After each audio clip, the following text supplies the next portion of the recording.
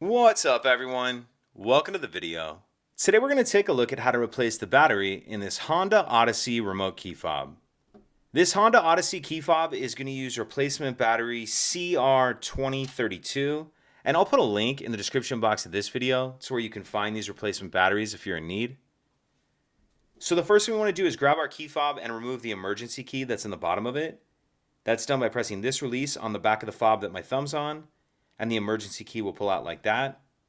Now what we need to do is open the key fob case, and for this I really prefer to use a flathead screwdriver, but I'm also going to show you how to do it with just the key. So taking a look at the bottom of our key fob, we see these two pieces right here that kind of look like the letter E. What I would do is take my screwdriver and put it in between those two pieces like that, and then just pry it apart. And as you do this, you want to make sure that you're holding the key fob with the buttons facing down to keep them in place. So using the emergency key, it'll be the same idea. We'll just put the key right here and then pry like that to open it. And again, try to keep your buttons facing down while you do this. It'll help keep them in place.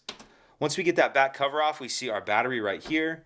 And for this part, probably even more than the opening it, is where I prefer to use a screwdriver to get under the edge of the battery and pop it out of that holder. Although you can do it with the key if that's all you have.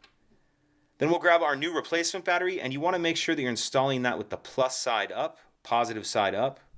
And I'm going to tuck this edge in first, like that, and then snap it down into place. Make sure that the circuit board is sitting down in that rubber piece where it needs to be. Then we can snap the two halves back together, slide our emergency key back in, and that's it. If you could take a second to like and subscribe, it helps us out, and I'd appreciate it. Thank you.